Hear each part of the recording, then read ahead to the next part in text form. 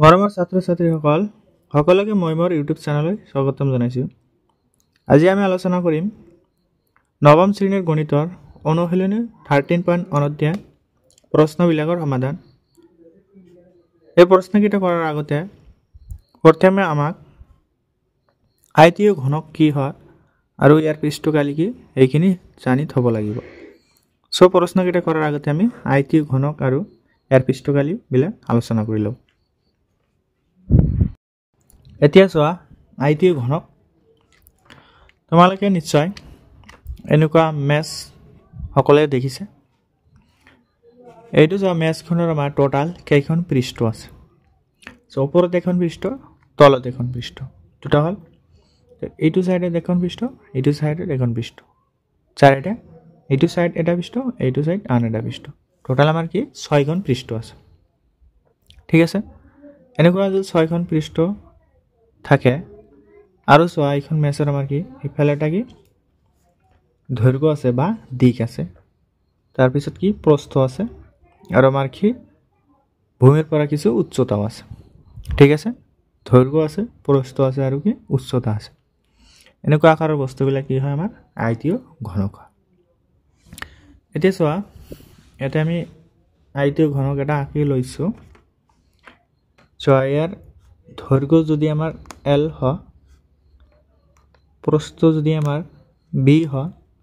আৰু উচ্চতাটো যদি আমাৰ H হয়। ঠিক আছে, আমি ধৰি লৈছোঁ কি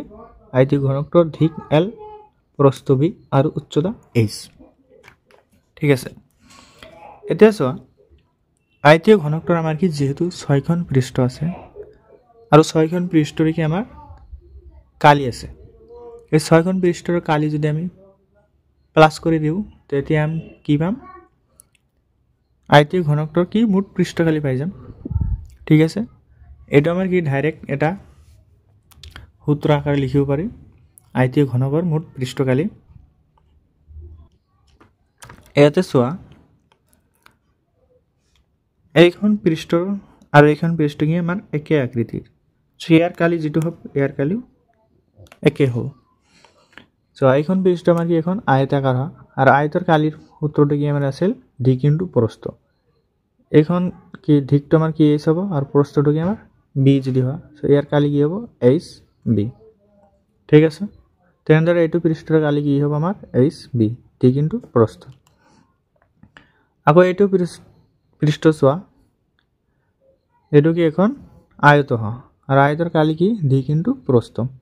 ইয়াৰ দিক L, প্ৰস্থ B, সো ইয়াৰ কালি কি হ'ব L ইনটু B। সিমিলাৰলি এইটো পৃষ্ঠৰ কালি কি হ'ব L ইনটু B। ঠিক আছে, যে চোৱা তলৰ পৃষ্ঠখন চোৱা, তলৰ পৃষ্ঠখন এইটো তোমালোক চিনি পাইছা নিশ্চয়। এইটো পৃষ্ঠৰ কালি কি হ'ব, এটা চোৱা এইটো পৃষ্ঠৰ কালি এইটো দিক হয় আৰু ইয়াৰ প্ৰস্থটো কি হ'ব আমাৰ h হ'ব। ঠিক আছে, যেহেতু এইটো h, এইটো আমাৰ কি হ'ব h হ'ব। হ্যাঁ, সো তলৰ পৃষ্ঠখনৰ কালি আমাৰ কি হ'ব L into h, L into h। ঠিক আছে, সরি এইটো h হ'ব। সিমিলারলি ওপৰৰ পৃষ্ঠটোৰ কালি কি হ'ব আমাৰ L ইনটু h, ওপৰৰ পৃষ্ঠৰ কালি কি হ'ব L ইনটু h। ঠিক আছে, আমি কি পালো 6খন পৃষ্ঠৰ কালি পাই গলো। ঠিক আছে, এতিয়া আমি কি 6খন পৃষ্ঠৰ কালি যদি প্লাস কৰি দিওঁ তেতিয়া কি পাম আমি গোটাই আয়তীয় ঘনকটোৰ মুঠ পৃষ্ঠকালি পাম। এতে চোৱা এইটো পৃষ্ঠৰ কালি কি পালো L ইনটু B। সিমিলাৰলি এইটোৰ কালি কি পালো L ইনটু B। তাৰপিছত এইটোৰ কালি কি পালো HB, এইটোৰ কালি কি পালো HB, HB প্লাস HB। তাৰপিছত তলৰ পৃষ্ঠটোৰ কালি কি পালো আমি এইটো LH আৰু ওপৰৰ পৃষ্ঠৰ কালি কি পালো LH। ঠিক আছে, তোমালোকে আকৌ এই মেছখন চোৱা, তলৰ এখন পৃষ্ঠৰ কালি আৰু ওপৰখন পৃষ্ঠৰ কালি একে হ'ব। তাৰপিছত এইখন পৃষ্ঠ একে হয়, সো ইয়াৰ কালিও কি একে হ'ব। আকৌ এইটো পৃষ্ঠ একে হয়, এই দুটাৰ কালি কি হ'ব একে হয়। ঠিক আছে, বুঝি পাইছা নিশ্চয়। এতিয়া চোৱা ইয়াতে দুটা কি এল বি আছে, দুটা এল বি প্লাছ দুটা এইচ বি আছে, দুটা এইচ বি, আকৌ দুটা কি এল এইচ আছে, দুটা এল এইচ। ঠিক আছে, এতিয়া চোৱা তিনিটা টাৰ্মৰ লগত কি আমাৰ দুই দুই আছে, ইয়াৰ পৰা আমি কি দুইটো কমন ল'ব পাৰি। যদি দুইটো ইয়াৰ পৰা কমন লওঁ তেতিয়া অকল আমাৰ কি থাকিব, ইয়াত এল বি থাকিব, ইয়াৰ পৰা 2 গৈছে, ইয়াত কি থাকিব এইচ বি থাকিব, ইয়াৰ পৰা 2 গুচি গৈছে, অকল আমাৰ কি থাকিব ইয়াত এল এইচ থাকিব। ঠিক আছে, এইটো আমাৰ কি হ'ল আয়তীয় ঘনকখনৰ মুঠ পৃষ্ঠকালি, এইটো আমাৰ কি আয়তীয় ঘনকটোৰ মুঠ পৃষ্ঠকালি। এইটো আমি এতিয়া লিখিম, আয়তীয় ঘনকৰ মুঠ পৃষ্ঠকালি আমি কি পালোঁ 2 into L B plus H B plus L H. ঠিক আছে, 2 into L B plus H B plus L H, এইটো কি আমাৰ আয়তীয় ঘনকৰ মুঠ পৃষ্ঠকালি। এতিয়া যদি আমি আয়তীয় ঘনকটোৰ ওপৰৰ চিলিংটো আৰু তলৰ পৃষ্ঠখন বাদ দিওঁ, এইটো চোৱা এইখন মেচৰ যদি আমি এই ওপৰৰ পৃষ্ঠখন আৰু তলৰ পৃষ্ঠখন বাদ দিওঁ তেতিয়া আমাৰ কি থাকিব অকল ছাইডৰ চাৰিটা পৃষ্ঠ থাকিব। ঠিক আছে, আৰু তেতিয়া ছাইডৰ চাৰিটা পৃষ্ঠৰ কালিক আমি কি ক'ম পাৰ্শ্ব পৃষ্ঠকালি, অৰ্থাৎ আয়তীয় ঘনকৰ কি হ'ব এইটো পাৰ্শ্ব পৃষ্ঠকালি। ঠিক আছে, তেতিয়া আমাৰ চোৱা যদি ওপৰৰ পৃষ্ঠটোৰ কালি এল বি আৰু তলৰ পৃষ্ঠৰ কালি কি এল বি, দুটা কি আমাৰ টাৰ্ম নাথাকিব।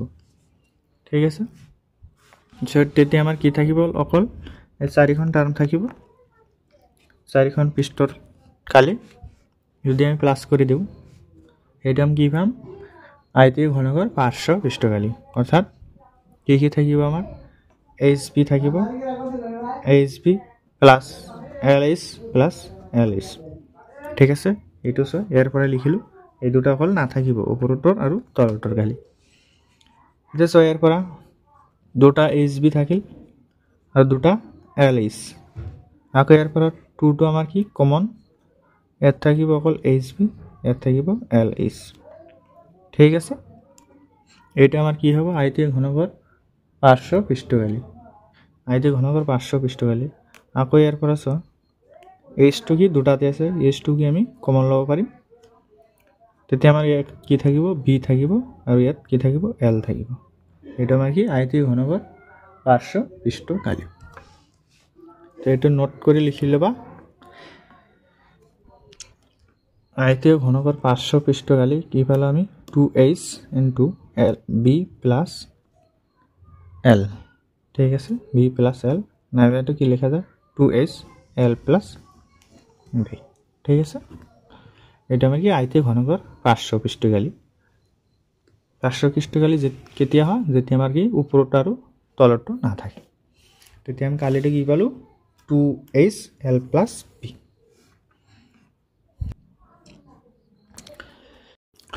এতিয়া চোৱা আয়তীয় ঘনকটোৰ যদি আমাৰ 5খন পৃষ্ঠৰ কালি লাগে তেতিয়া আমি কি কৰিম, 4খন পৃষ্ঠৰ কালি আমি অলৰেডি পাইছোঁ, এইটো আমি কি কওঁ আয়তীয় ঘনকৰ পাৰ্শ্ব পৃষ্ঠকালি কোৱা। ঠিক আছে, এই 4খন পৃষ্ঠৰ কালিৰ লগত যদি আমি ওপৰৰ পৃষ্ঠ নাইবা তলৰ পৃষ্ঠটোৰ কালি প্লাছ কৰি দিওঁ তেতিয়া কি আমি 5খন পৃষ্ঠৰ কালি পাম। চ' ওপৰৰ পৃষ্ঠখনৰ কালি আমাৰ কি এল বি, যিহেতু এটা কি ওপৰৰ পৃষ্ঠটো চোৱা এইটো আয়তাকাৰ হয় আৰু আয়তৰ কালিটো কি আমাৰ দিকপূৰণ প্ৰস্থ, দিকটো এল প্ৰস্থ বি, চ' ইয়াৰ কালি কি হ'ব দিকপূৰণ প্ৰস্থ মানে এল পূৰণ বি। এতিয়া চোৱা 4খন পৃষ্ঠৰ কালি আমি পাইছিলোঁ 2h এল প্লাছ বি, ইয়াৰ লগত কি আমি প্লাছ কৰিছোঁ ওপৰৰ পৃষ্ঠখনৰ কালি এল ইনটু বি, এইটো কি হ'ব বি হ'ব এল প্লাছ বি, অৰ্থাৎ পাৰ্শ্ব পৃষ্ঠকালি প্লাছ ওপৰৰ বা তলৰ এখন পৃষ্ঠৰ কালি যদি প্লাছ কৰি দিওঁ তেতিয়া কি পাম আমি 5খন পৃষ্ঠৰ কালি পাম, 5খন পৃষ্ঠৰ কালি। ঠিক আছে, যদি কি ওপৰটো আৰু তলৰ পৃষ্ঠখনৰ কালি একেই হয় বা ওপৰটো কালি এল বি হ'লে তলৰ কালি কি হ'ব এল বি, এইটোৰ লগত এইটো প্লাছ কৰিলে আমি কি পাম 5খন পৃষ্ঠৰ কালি পাই যাম। ঠিক আছে, এতিয়া আমি অনুশীলনীৰ প্ৰশ্নলৈ আগবাঢ়িম। এতিয়া আমি শিকিম ঘনক কি। ঠিক আছে চোৱা ঘনক আৰু একে নহয় ঘনকখনৰ আমাৰ কি হয় দিক প্ৰস্থ আৰু উচ্চতা সমান হয় ঠিক আছে দিক প্ৰস্থ আৰু উচ্চতা যদি সমান হয় হেতুক আমি কি কম ঘনক বুলি কম এনেকুৱা আকৃতিৰ ঠিক আছে এটা কি আমাৰ ধৰা ঘনক তোমালোকে নিশ্চয় ৰিবিক্স কিউবখন চাইছে এটা কি ঘনক আকৃতিৰ হয় যাৰ দিক প্ৰস্থ আৰু উচ্চতা কি সমান আৰু দিক যদি এ হয় প্ৰস্থ এ হ'ব উচ্চতাও কি আমাৰ এ হ'ব ঠিক আছে এই সব ঘনকখনৰ কি আমাৰ 6খন পৃষ্ঠ আছে ইয়াৰ কি মুঠ পৃষ্ঠকালি কিমান হ'ব আমাৰ তে 6খন পৃষ্ঠ কি আমাৰ বৰ্গ আকৃতিৰ হয় আৰু বৰ্গৰ কালি কি আমি জানো বাহু স্কয়াৰ অৰ্থাৎ বাহু এ এৰ কালি কি হ'ব এ স্কয়াৰ যেহেতু ইয়াত কি আমাৰ ঘনকটোৰ 6খন পৃষ্ঠ আছে তো 6খন পৃষ্ঠৰ কালি কি হ'ব 6a স্কয়াৰ এটা আমাৰ কি হ'ব ঘনকটোৰ মুঠ পৃষ্ঠকালি বা ঘনকৰ পৃষ্ঠকালি ঘনকৰ পৃষ্ঠকালি কি হ'ব আমাৰ 6 * a স্কয়াৰ ঠিক আছে তেনেদৰে আগৰ নিশ্চয় যদি ওপৰটো আৰু তলটো পৃষ্ঠ না থাকে তেতিয়া এটা কি পাম পাৰ্শ্ব পৃষ্ঠকালি অৰ্থাৎ ঘনকৰ পাৰ্শ্ব পৃষ্ঠকালি কি হ'ব যেহেতু চাৰিটা পৃষ্ঠ থাকিব সো ইয়াৰ ঘনকৰ পাৰ্শ্ব পৃষ্ঠকালি কি হ'ব 4a স্কয়াৰ ঘনকৰ পাৰ্শ্ব পৃষ্ঠকালি 4a স্কয়াৰ ঠিক আছে এতিয়া আমি অনুশীলনীৰ প্ৰশ্নলৈ আগবাঢ়িম অনুশীলনী 13.1 ৰ 1 নম্বৰ প্ৰশ্নটো আমাক আছে 1.5 মিটাৰ দৈৰ্ঘ্য 1.25 মিটাৰ প্ৰস্থ আৰু 65 সেন্টিমিটাৰ গভীৰতাৰ এটা প্লাষ্টিকৰ বাকচ সাজিব লাগে ইয়াৰ উপৰি বা খোলা প্লাষ্টিকৰ পাতৰ বেদ বা স্থূলতা টক উপেক্ষা কৰি তলৰ কথাকেইটা নিৰ্ণয় কৰা ইয়াতে চোৱা এখন আমাক কি প্লাষ্টিকৰ বাকচ সাজিব লাগিব আয়তাকাৰ বা আয়তীয় ঘনকাৰ যাৰ আমাৰ দৈৰ্ঘ্যটো 1.5 মিটাৰ প্ৰস্থ 1.25 মিটাৰ আৰু গভীৰতাটো বা এটোক আমি উচ্চতাও ক'ব পাৰি কিমান আছে 65 সেন্টিমিটাৰ ঠিক আছে আৰু ইয়াৰ কি উপৰি ভাগটো কি আমাৰ খোলা তেতিয়া আমাৰ কি এক নম্বৰ কৈছে বাকচটো সাজিব লগা প্লাষ্টিকৰ পাতৰ কালি টোটাল প্লাষ্টিকৰ পাতৰ কালি কিমান প্ৰয়োজন হ'ব এটো উলিয়াব লাগিব আৰু যদি প্ৰতি বৰ্গ মিটাৰত 20 টাকা খৰচ হয় তে প্ৰয়োজন হয় প্লাষ্টিকৰ পাতৰ মূল্য আমাক নিৰ্ণয় কৰিব লাগিব ঠিক আছে ইয়াৰ কি এতিয়া সমাধান কৰিম সলিউশন এৰ 1 নম্বৰটোৰ ইয়াত আমাক দৈৰ্ঘ্য বা L দিয়া আছে কিমান 1.5 মিটাৰ প্ৰস্থ বা B টো আমাক কিমান দিয়া আছে 1.25 মিটাৰ আৰু উচ্চতা আমাৰ কিমান আছে 65 সেন্টিমিটাৰ ইয়াতে চোৱা দিক আৰু প্ৰস্থটো কি আমাৰ মিটাৰত এককত দিয়া আছে এটা আমাক সেন্টিমিটাৰ আছে এটা আমাৰ কি মিটাৰত কনভাৰ্ট কৰিব লাগিব 65 সেন্টিমিটাৰৰ পৰা আমাৰ মিটাৰলৈ কনভাৰ্ট কৰোতে কি কৰিব লাগে আমাৰ 100 এৰে ডিভাইড কৰিব লাগিব 65/100 এটো কি হ'ব মিটাৰ সো তলত আমাৰ দুটা জিৰো আছে গতিকে ইয়াত কি দুই ঘৰ আগত আমাৰ কি এটা পয়েন্ট আহিব গতিকে এটো কি হ'ব 0.65 মিটাৰ সো উচ্চতাটো আমি কিমান পালো 0.65 মিটাৰ এতিয়া কি আমি প্লাষ্টিকৰ বাকচৰ কি পৃষ্ঠকালি উলিয়াব পাৰিম যেটো আমাৰ বাকচটোৰ কি উচ্চতা উপৰৰ ইটো নাই অৰ্থাৎ কি আমাৰ 5খন কি আছে পৃষ্ঠ আছে যেহেতু কি আমাৰ উপৰি ভাগটো খোলা গতিকে ইয়াৰ কি হল 5খন পৃষ্ঠ আছে এই 5খন পৃষ্ঠৰ পৃষ্ঠকালি কি হ'ব এটো ফৰ্মুলা আমি আগত লিখিছিলো এটি চোৱা 5খন পৃষ্ঠৰ কালি আমাৰ কি আছিল 2h l + b + lb ঠিক আছে এটো ফৰ্মুলা ব্যৱহাৰ কৰি আমি কি 5খন পৃষ্ঠৰ কালি উলিয়াব পাৰিম প্লাষ্টিকৰ বাকচৰ পৃষ্ঠকালি আমাৰ কি হ'ব 2h l + b + lb ঠিক আছে এটা চোৱা 2h এৰ মানটো আমাৰ কিমান হয় h এৰ মানটো আমাৰ কিমান বলো 0.65 ব্ৰেকেট এল মানে আমাৰ কিমান হয় 1.5 প্লাছ বি মানে আমাৰ কিমান হয় 1.25 আকৌ এইটো প্লাছ আকৌ এল মানে 1.5 পূৰণ বি মানে 1.25 ঠিক আছে এতিয়া আমাৰ কি অকল ক্যালকুলেশন কৰিব লাগিব 2 পূৰণ 0.65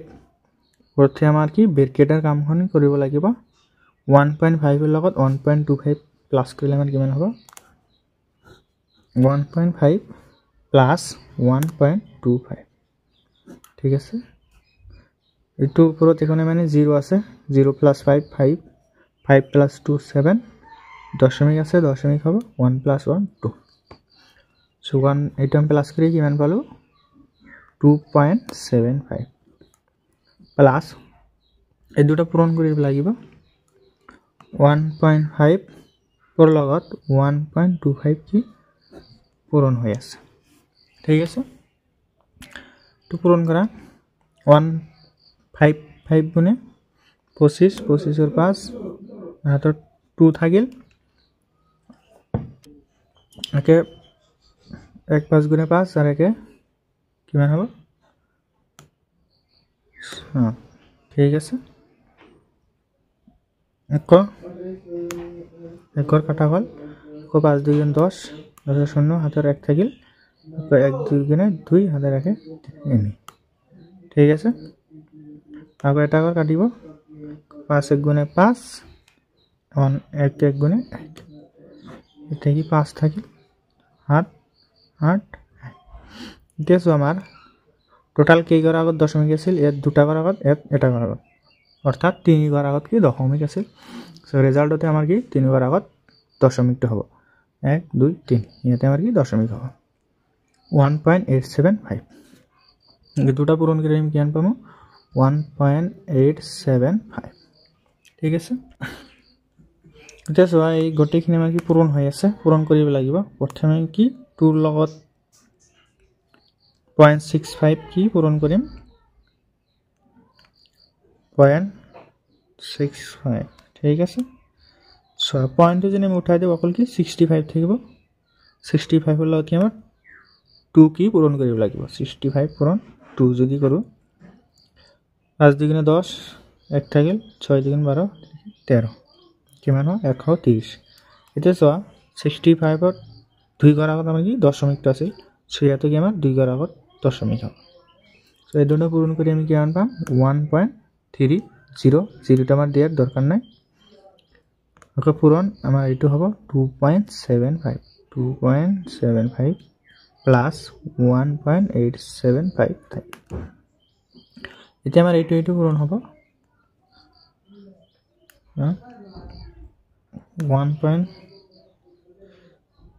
2.75 এর লগত 1.3 কি পূরণ কৰিব লাগিব ঠিক আছে কেসো প্রথমে এটা 5 3 গুণ 15 5 তাহলে হয়ে গেল 1 7 3 গুণ 21 দেখো 22 হাতে হয়ে গেল 2 2 3 গুণ 6 2 8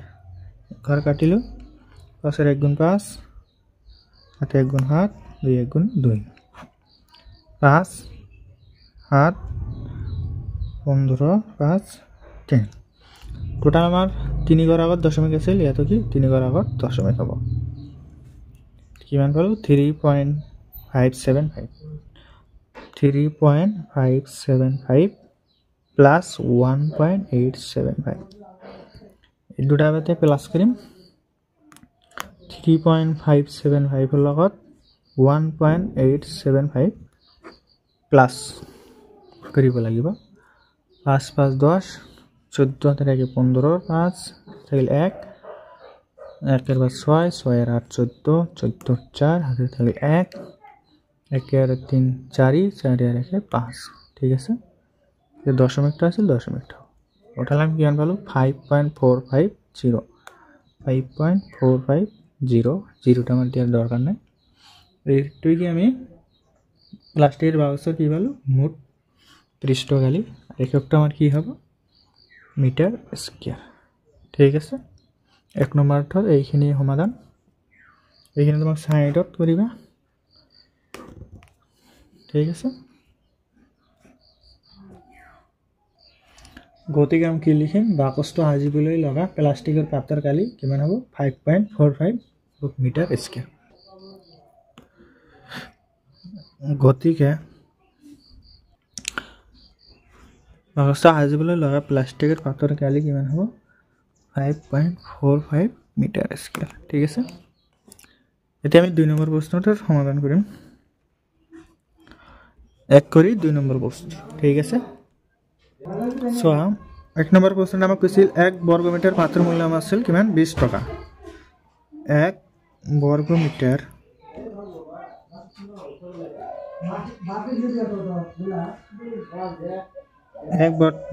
পাতৰ মূল্য আছিল কিমান 20 টকা গতিকে 5.45 বৰ্গ মিটাৰ পাতৰ মূল্য কিমান হ'ব 20 ৰ লগত 5.45 কি পূৰণ হ'ব ঠিক আছে তো টকা এটা আমাৰ পূৰণ কৰিলে কিমান হ'ব সো 5.45 ৰ লগত কিমান 20 পূৰণ 0 তো থাকিল 5 ৰ লগত 2 পূৰণ কৰিলে 10 আকৌ 4 ৰ লগত 2 পূৰণ কৰিলে 8 9 5 ৰ লগত 2 পূৰণ কৰিলে 10 ঠিক আছে 0 এটা আছিল 0 এটা থাকিল সো আমি কিমান পালো 10900 যেতি ইয়াত 2 ঘৰ আগত দশমিক আছে এটা কি 2 ঘৰ আগত দশমিক হ'ব অতএব কিমান পালো 109 109 কি হ'ব টকা ঠিক আছে গতিকে পাতখনৰ মূল্য কিমান হ'ব 109 টকা গতিকে 9 টকা ঠিক আছে এইটোই আমাৰ কি সমাধান এতিয়া আমি 2 নম্বৰ প্ৰশ্নটোৰ সমাধান কৰিম এটা কোঠাৰ দিক প্ৰস্থ আৰু উচ্চতা ক্ৰমে 5 মিটাৰ 4 মিটাৰ আৰু 3 মিটাৰ প্ৰতি বৰ্গ মিটাৰত 7.50 টকাকৈ কোঠাটোৰ বেৰ আৰু সিলিংত চুন লগাৰ খৰচ নিৰ্ণয় কৰা আমাক এটা কোঠাৰ দিক প্ৰস্থ আৰু উচ্চতা দিয়া আছে এই কোঠাটোৰ চাৰিখন পৃষ্ঠ থাকিব আৰু ইয়াত সিলিংত চুন লগাৰ খৰচ কি আমাৰ নিৰ্ণয় কৰিব লাগিব প্ৰথমে আমি কি কৰিম কোঠাটোৰ 5খন পৃষ্ঠৰ মোট পৃষ্ঠকালি উলিয়াম ঠিক আছে তাৰ পিছত 1 বৰ্গ মিটাৰৰ খৰচটা আমাক দিয়া আছে তাৰপৰ আমি কি টোটাল খৰচটো উলিয়াব পাৰিম সমাধান ইয়াত দৈৰ্ঘ্য L কিমান আছে আমাৰ 5 মিটাৰ প্ৰস্থ কিমান আছে 4 মিটাৰ উচ্চতা কিমান আছে 3 মিটাৰ অতএব কোঠাটোৰ পৃষ্ঠকালি কিমান হ'ব কোঠাটোৰ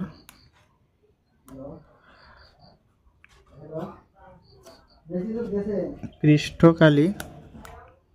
সো 5খন পৃষ্ঠৰ আমাৰ কালিৰ সূত্ৰ কি আছিল 2h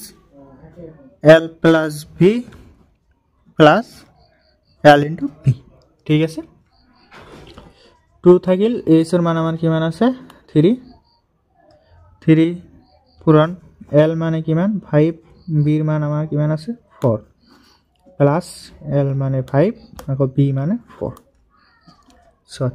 2 3 গুণ কিমান আমাৰ 6 পূৰণ 5 আৰ 5 প্লাস 4 কৰিলে আমাৰ কিমান হয় 9 প্লাস 5 এৰ লগত 4 পূৰণে কিমান হয় 20 6 6 9 গুণে কিমান 6 9 গুণে কিমান হয় 54 প্লাস 20 তো প্লাস কৰিলে আমাৰ কিমান হ'ব 4 74 এটা আমাৰ কি টোটাল কোঠাটোৰ পৃষ্ঠকালি 5খন পৃষ্ঠ কি তাৰ পৃষ্ঠকালি ঠিক আছে এতিয়া চোৱা 1 বৰ্গ মিটাৰত চুন লগাৰ খৰচ আমাৰ কিমান দি আছে 7.5 1 বৰ্গ মিটাৰত চুন লগাৰ খৰচ 7.5 টাকা গতিকে 74 বৰ্গ মিটাৰত খৰচ কিমান হ'ব 74 ৰ লগত এটো কি হ'ব পূৰণ হ'ব ঠিক আছে গতিকে 74 বৰ্গ মিটাৰত চূণ